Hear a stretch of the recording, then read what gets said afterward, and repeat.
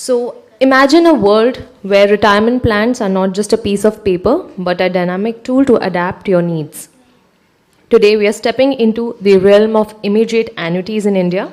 And spoiler alert, it's undergoing a disruption that's changing the retirement game for all of us. Please join me in welcoming on stage Mr. Pankaj Kumar Tewari, General Manager IRDAI, who would be chairing the session. May we have a big round of applause, please.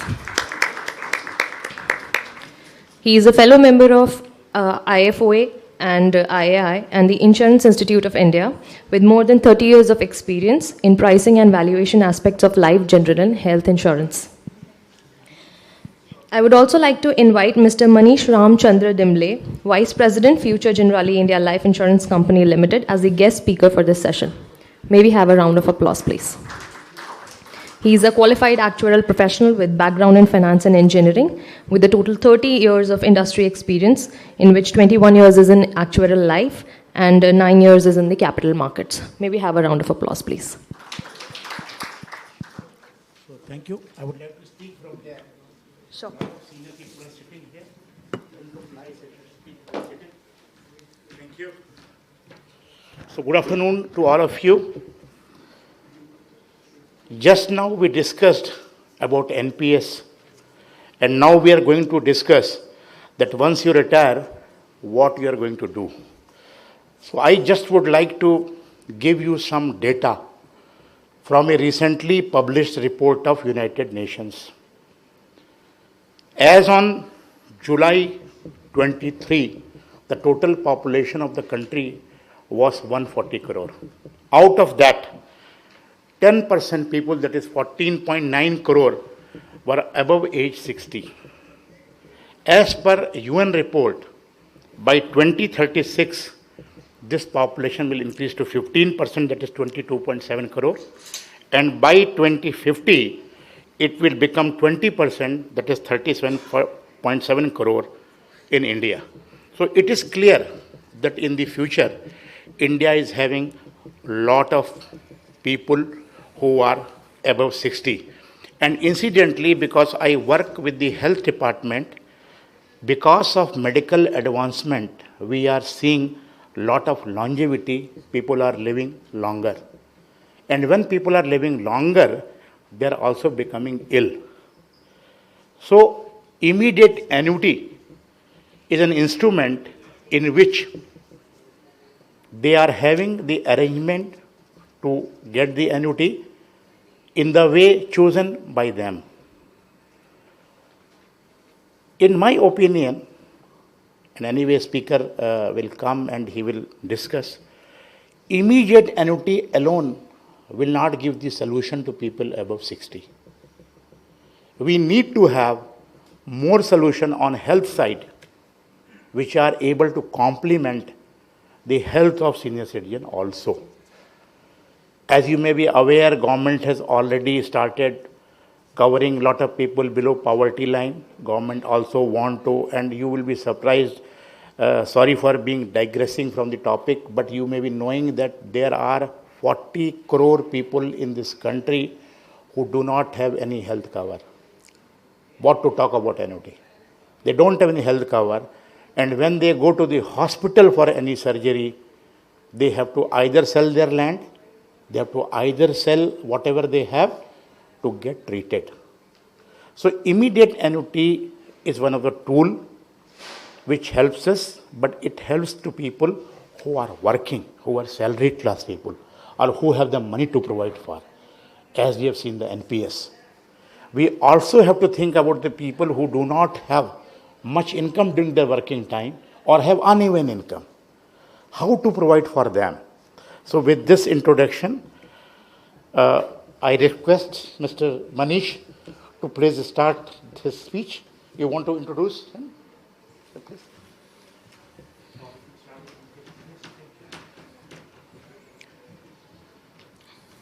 Good afternoon, everybody. Thank you, Pankaj sir, for providing a valuable time for chairing my session. Thank you. A big thank you to the GCA committee members for providing me opportunity to express my views on this topic, which is disruption in immediate annuities market in India. So this topic is divided into 3 sections. The first section will see the current state of affairs of the market, what are the products that are available. Second, what are the forces that has, second part will take care of what are the forces that have come up which has led to a disruption. And the third and the final part will be what is the way forward for insurers to challenge and overcome this disruption. So I would urge the audience to be participative as it will be more enjoyable session, but it is my duty to be first participative with my audience to get the ball rolling. So I will ask a very simple question. There are no right or wrong answers, but you can attempt. What is the maximum age that you expect yourself to live up to? Any guesses? You can take into consideration longevity, you can take into consideration of medical advancements, any other thing. Yes? Anybody else? I heard 95, somebody saying? Or somebody saying 85? 85. So as per the audience, 85 is the maximum age that we expect ourselves to live up to. So I will begin my presentation.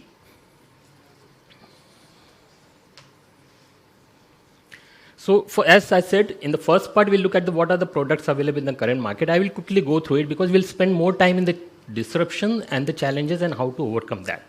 So the current immediate annuity market has main type of immediate annuities. You are already aware that there is a life annuity where you don't get any money on the death, whether it is single life or joint life.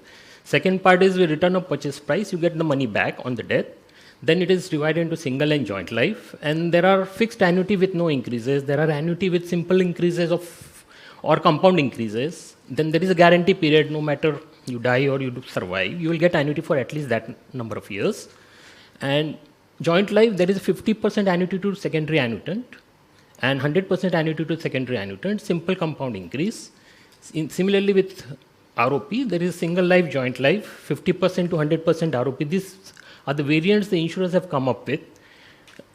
Simple compound increase, 3 to 5% increase, ROP at age 75, 80, and somebody are giving 76 to 95 for 20 years, 5% each, making it 100%. Return of balance purchase price, ROP on first occurrence of CI, APD or death, and some give 1.5 times annuity on first occurrence of death or CI or APD, but ROP on death. And on joint life, 50 to 100% of ROP, 50 to survivor and 50 to nominee, and ROP. So I quickly covered this because these are all present in the current market. So this is the general landscape of the immediate annuity products available in the Indian market. Let's move to the next one.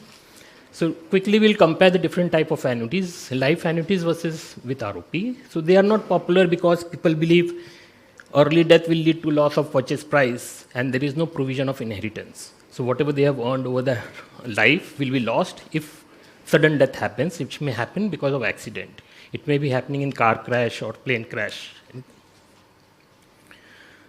The single life annuities versus joint life. Will it be advisable that a couple should buy 2 single life annuities or they should buy joint life annuities? So joint life annuities, the annuities get locked till the entire duration of last survivor. If you buy 2 single life annuities, if it is without ROP, if somebody dies, the total annuity for the surviving will get reduced because he will get annuity on his or her life only. If it is ROP, then he or she will have to face the interest rate risk because the ROP for the person who has died will need to be invested at the then prevailing interest rates of the government bond to fetch that person annuity for the rest of the life. 100% last survivor annuities versus reduced annuity, because I'm just doing comparison because all these products are existing in the market currently. So which is beneficial? So 100% annuity to survivor meets the retirement needs better because your living expenses do not get reduced. If you are staying in a rental house, rent doesn't become half just because one person is no more. Similarly, if you are living in a self-occupied, maintenance doesn't become half, servant's salary doesn't become half, utilities don't become half. So that is one reason. And second thing is, expenses do increase with inflation. So 100% annuity will be in a better position to cope up with the inflated expenses for the surviving annuitant. So that's why 100% annuities, last survivor, are better. Now the main thing, what has led to the disruption? So let's look at the recent developments. Government of India in its borrowing program has come up with a 50-year government bond. Now you are all aware that immediate annuity market is between 50 to 65. People reach, and the normal retirement age in India is 60.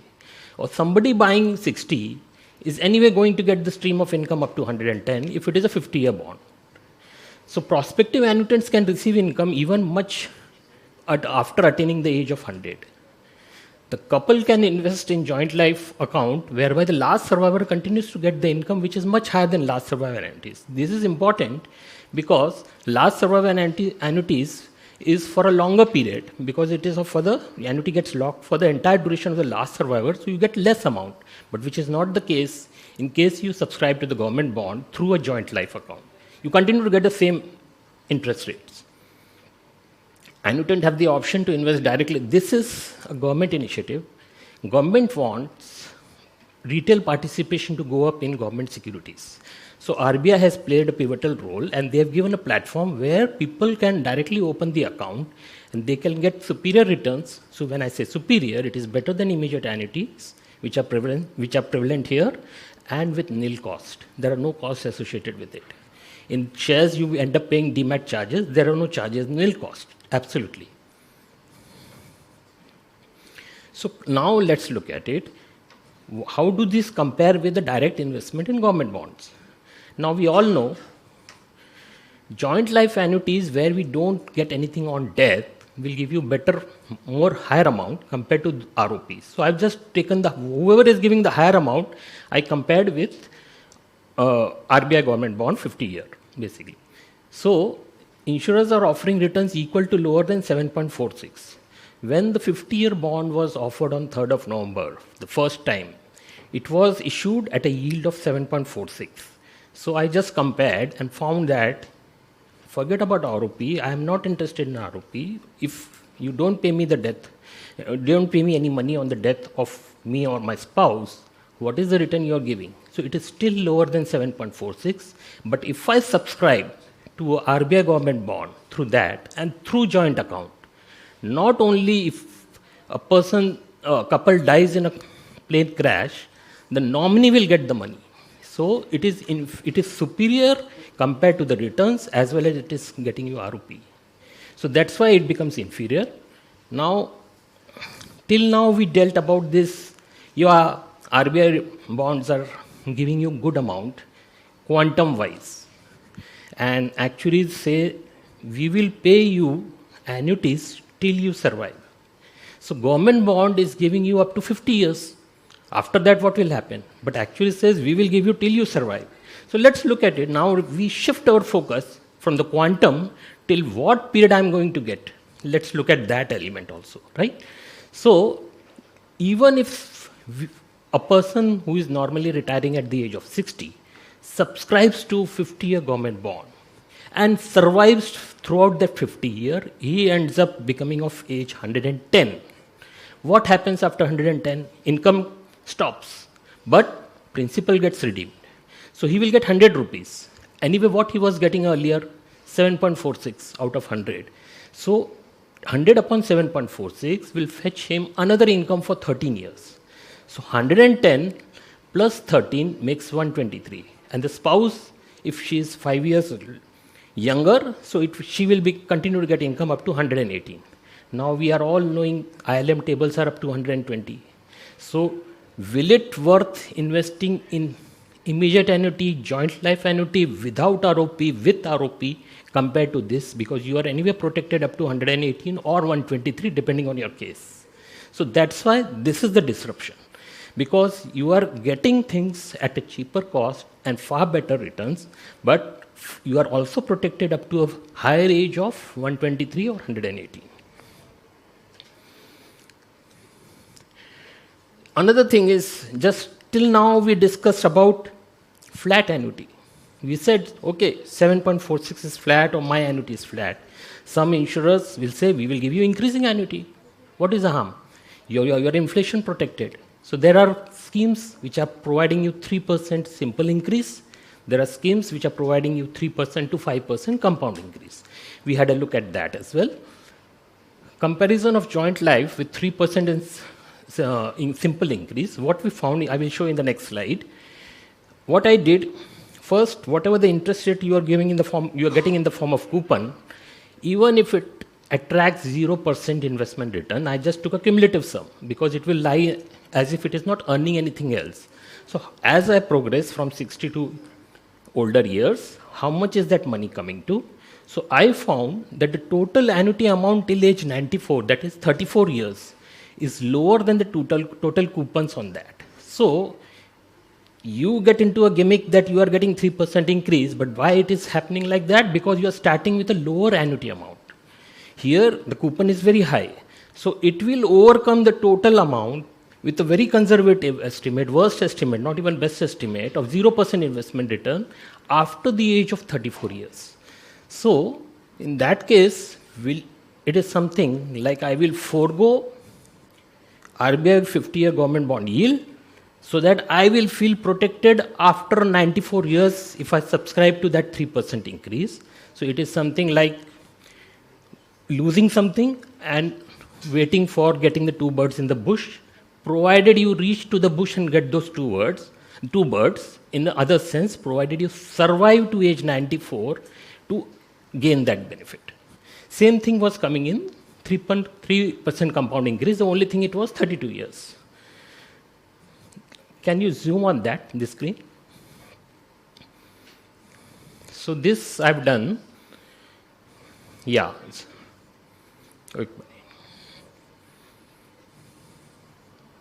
Yes.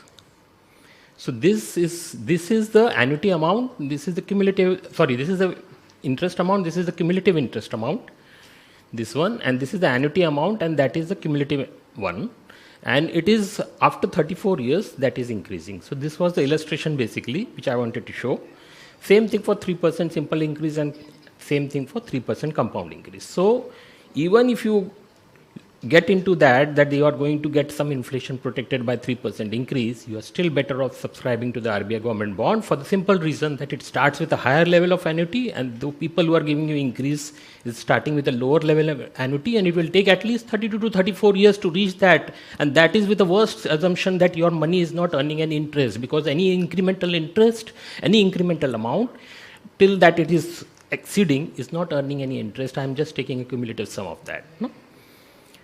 So now,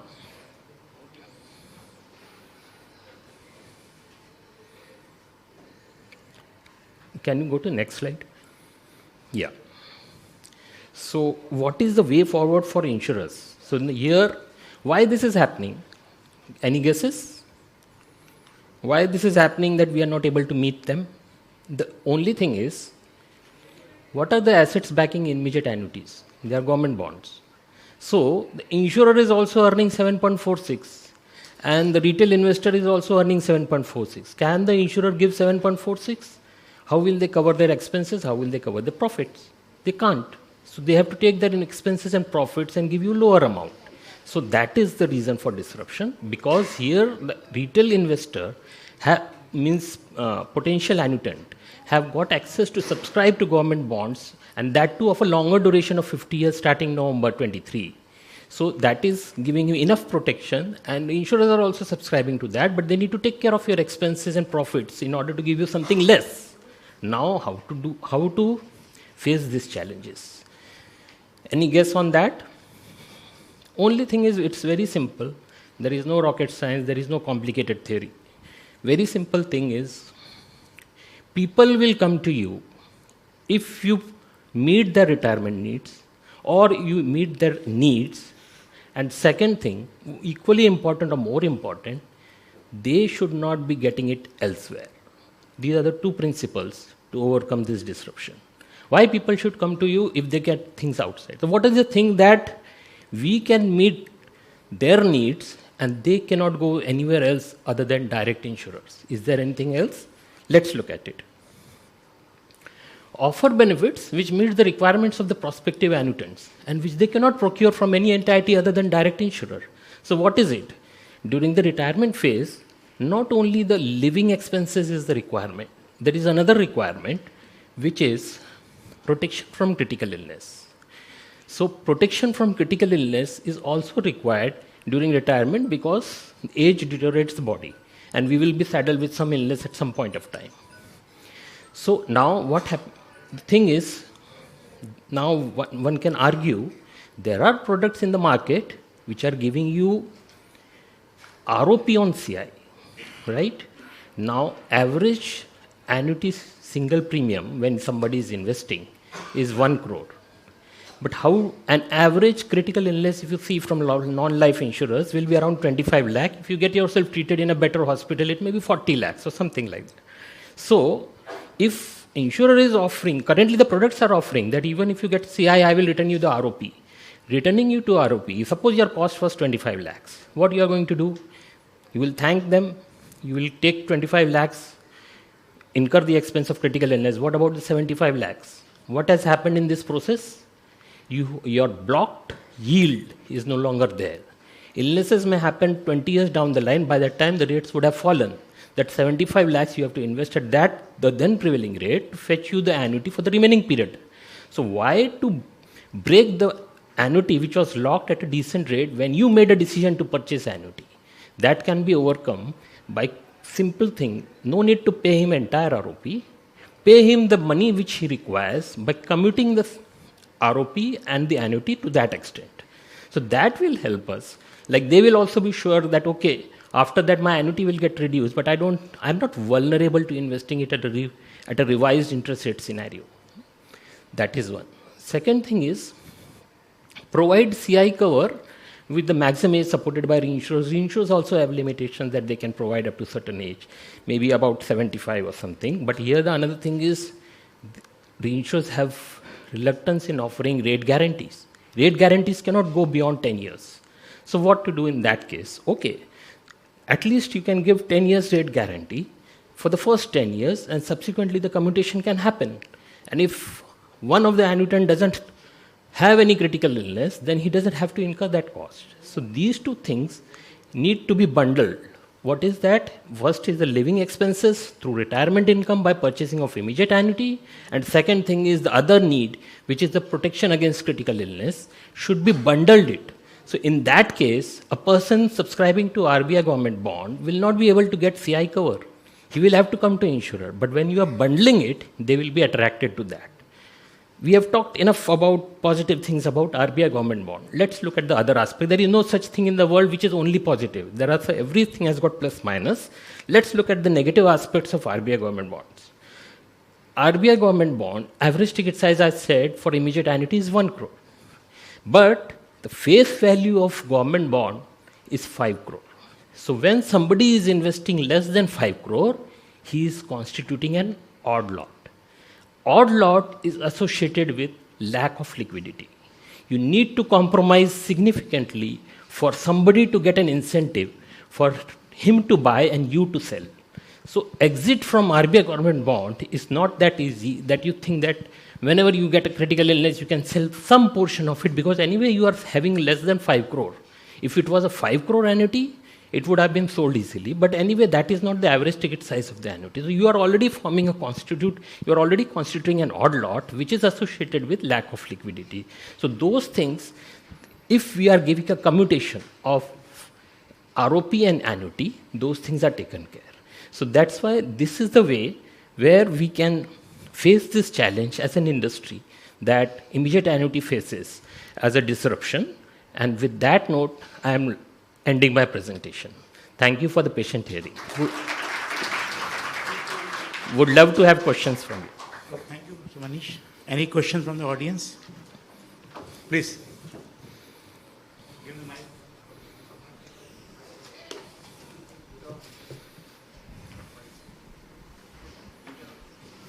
I just have a comment rather.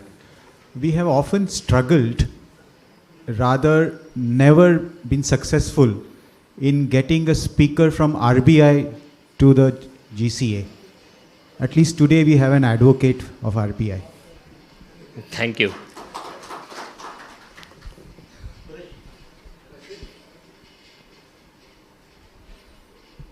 Yeah, it's quite insightful presentation. Thank you.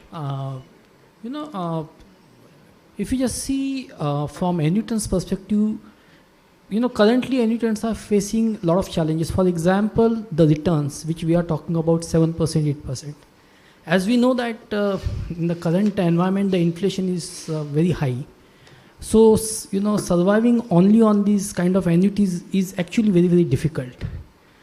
I really don't know. Because of that, other investment products like mutual funds and, other products, they are actually advocating for systematic withdrawal plans where, they can, the sizable portion can go into equity kind of investments, and maybe, income drawdown approach and all those kind of things are there. So this is really a concern for, insurance industry that we have never been able to, reach to that level. And this is really a, concern for most of, Indians here, especially, because our support system is, over the period of time, it's, going away.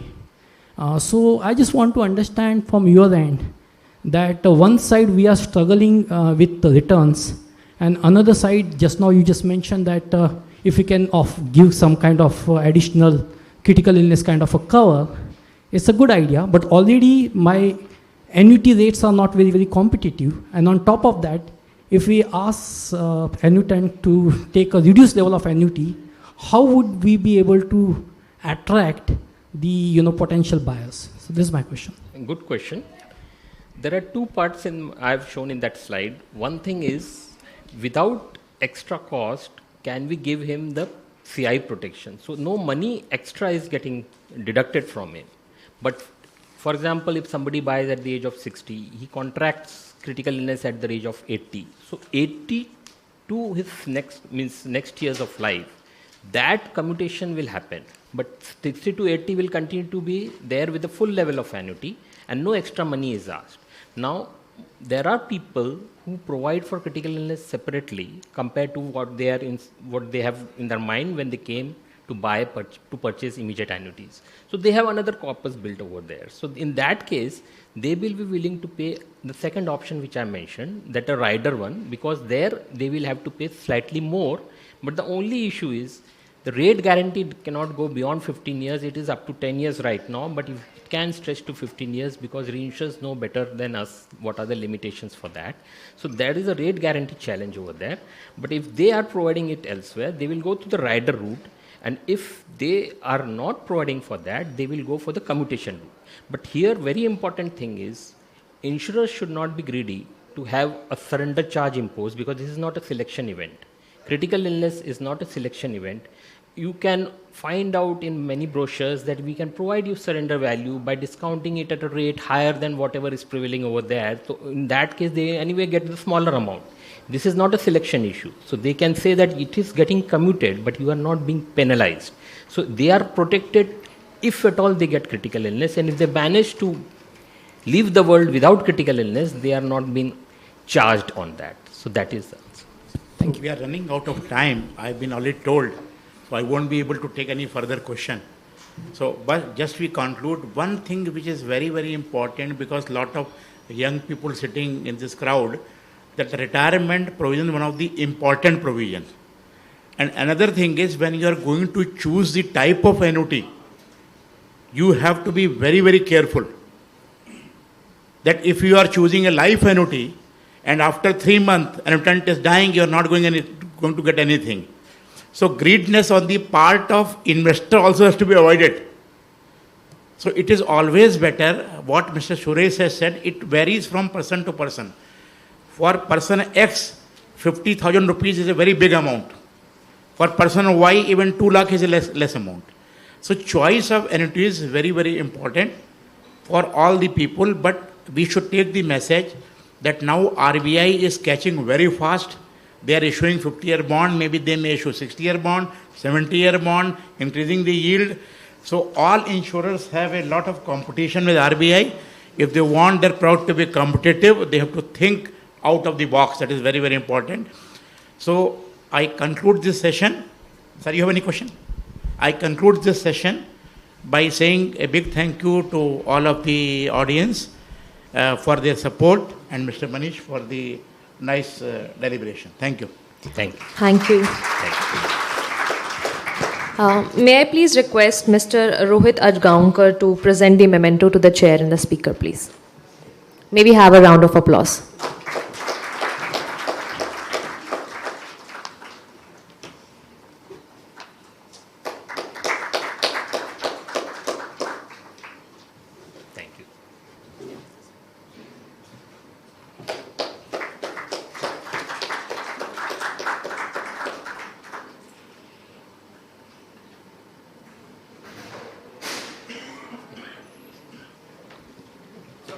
Yeah, come.